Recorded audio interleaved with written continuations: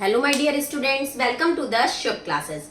आज हम स्टार्ट करने जा रहे हैं क्लास 10 की एनसीईआरटी बुक की एक्सरसाइज 1.2 क्वेश्चन नंबर 1। ओके, इसमें हमें प्रूव करना है क्वेश्चन नंबर 1 में कि रूट 5 हमारा इरेशनल है।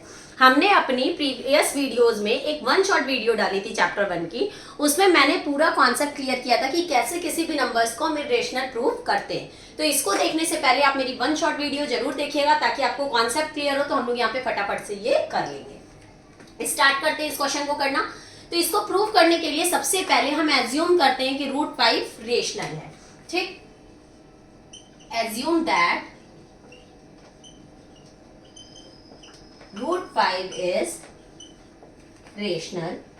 और अगर रेशनल है तो सीधी सी बात है कि वो a अपॉन बी के फॉर्म में होगा and b does not equals to 0 होगा। तो root 5 is equals to a upon b where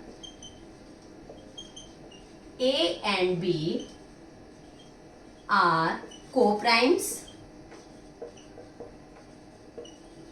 and B does not equals to 0। पहले भी पढ़ चुके हो कि जो रेशनल नंबर्स होते हैं उसमें B 0 के इक्वल नहीं होना चाहिए। और ये हमने को-प्राइम्स क्यों माना है? को-प्राइम्स का मतलब होता है जिनका फैक्टर 1 हो। ठीक है, कॉमन फैक्टर जिनका 1 हो। जैसे दो नंबर्स हमारे कोई भी गिवन हो, उन दोनों का अगर हम फैक्टर निकालें तो कुछ भी कॉमन ना हो एक्सेप्ट 1, तो वो हमारे नंबर्स होते हैं को-प्राइम्स। तो यहां हमने मान लिया कि a एंड b को-प्राइम्स है and b does not equals to 0। Cross multiply करेंगे तो हो जाएगा root 5b is equals to a। Okay, अब यहां करेंगे स्क्वायरिंग ऑन बोथ साइड्स। ये सारे जितने भी हम लिख रहे हैं, पूरा जितना हम डिटेल लिख रहे हैं, ये आपको पूरा लिखना पड़ेगा क्योंकि इसी के आपको मार्क्स मिलेंगे। तो रूट 5b स्क्वायर जब हम करेंगे, रूट 5b का जब होल स्क्वायर करेंगे तो रूट 5 का स्क्वायर होता है 5 और b का स्क्वायर होगा b square is equals to a square. Okay, अब यहाँ पे देखो कि अगर हमारा 5 a स्क्वायर को डिवाइड कर रहा है, सीधी सी बात है, अगर ये मल्टीप्लाई फॉर्म में तो यहाँ आएगा तो डिवाइड में होगा, तो दैट मीन्स डिवाइड कर रहा है। ठीक, अगर 5 a स्क्वायर को डिवाइड कर रहा है तो 5 a को भी डिवाइड करेगा। कैसे, वो अभी हम बताते हैं। 5 divides a square then 5 also divides a। Okay, देखो कैसे। 5 का कोई भी अगर नंबर ले लेते हैं, मान लो कि जो 5 है वो डिविजिबल हो रहा है a स्क्वायर, मतलब ले लेते हैं 5 इंटू 5 से। ठीक, दैट मीन्स 25 a स्क्वायर से। तो ये 5 अगर इस पूरे को डिवाइड कर रहा है तो 5 केवल a को भी तो डिवाइड करेगा, 5 को भी तो डिवाइड करेगा। तो अगर 5 a स्क्वायर को डिवाइड कर रहा है तो 5 a को भी डिवाइड करेगा। ये हमें क्लियर हो गया, ये हो गई इक्वेशन 1। अब देखते हैं हम कि अगर यहाँ पे हम कोई भी b स्क्वायर की जगह अगर हम कोई भी नंबर ले लें, कोई भी नंबर अगर हम ले लेते हैं तो वो नंबर भी तो 5 की, मतलब 5 का कांस्टेंट है। अगर यहाँ पे हम कोई भी नंबर ले लेते हैं, अगर हम 3 भी ले लेते हैं तो भी तो वो 5 की टेबल से जाएगा ही जाएगा ना, वो इससे तो डिवाइड होगा ही। तो यहाँ नंबर हमारा कुछ भी हो सकता है। तो अगर हम नंबर को यहाँ चेंज करते हैं, b स्क्वायर की जगह c लिख लें तो 5c is equals to a।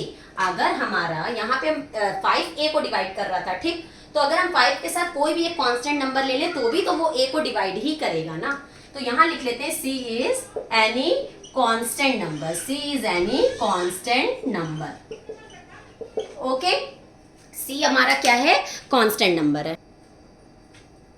अब इसमें भी हम सेम प्रोसेस करेंगे, स्क्वायरिंग ऑन बोथ साइड्स। तो 5c का स्क्वायर करेंगे इज इक्वल्स टू a का square, squaring on both sides. जो प्रोसेस हमने ऊपर करी थी सेम वही प्रोसेस। ठीक है, तो 5 का स्क्वायर करेंगे तो 25c square is equals to a square. ऊपर देखो a स्क्वायर की जगह पे क्या लिखा हुआ था? 5b square. तो हम यहाँ पे लिख सकते हैं ना 5b स्क्वायर।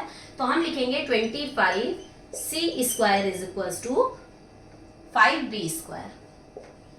अब ये देखो, ये 5 5 25 कैंसिल हो गया, हमारा आ गया 5c square is equals to b square. Okay, इतनी प्रोसेस समझ में आई। अब देखो यहां पे लिखा हुआ था 5c square is equals to b square. एक मिनट, तो यहाँ पे 5 अगर b स्क्वायर को डिवाइड कर रहा है तो b को भी डिवाइड करेगा, जैसे मैंने ऊपर लिखा था। तो हम लिखेंगे 5 डिवाइड्स b स्क्वायर, सो 5 ऑल्सो डिवाइड्स b। और क्यों, ये मैं आपको यहाँ ऊपर बता चुकी हूँ कि क्यों। जब a स्क्वायर को 5 यहाँ डिवाइड कर रहा था तो 5 a को भी डिवाइड कर रहा था। सेम वैसे ही 5 जब b स्क्वायर को डिवाइड कर रहा है तो 5 b को भी डिवाइड करेगा। अब देखो ये हमारी हो गई सेकेंड इक्वेशन, ठीक। अभी मैंने यहाँ आपको बताया था कि ए एंड बी को प्राइम्स है, मतलब कि वो सिर्फ अपनी ही टेबल से जाएंगे, दोनों का कॉमन फैक्टर सिर्फ 1 होगा।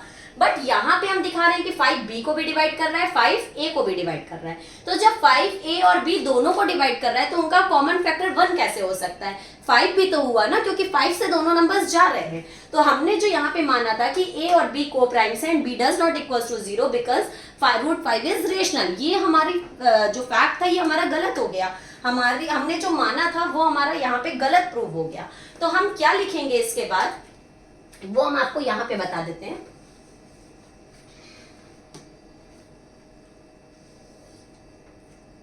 Our assumptions was wrong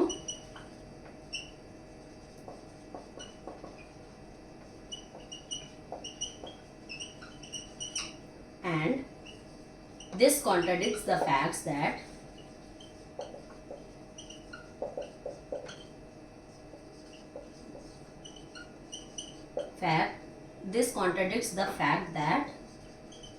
√5 is rational. मतलब ये जो हमने प्रूव किया था, मतलब माना था कि √5 रेशनल है, वो फैक्ट हमारा कॉन्ट्रडिक्ट्स गलत हो गया, हमारा एजम्पशन गलत था। सो √5 इज इर्रेशनल। ओके, यहीं पे आपका क्वेश्चन नंबर 1 खत्म होता है। अगर आपको मेरी वीडियो पसंद आई हो तो लाइक, सब्सक्राइब एंड शेयर करना मत भूलिएगा। नीचे डिस्क्रिप्शन बॉक्स में आप अपने डाउट्स भी मुझसे क्लियर कर सकते हैं। साथ ही साथ नीचे डिस्क्रिप्शन बॉक्स में इंपॉर्टेंट क्वेश्चंस की लिंक गिवन है।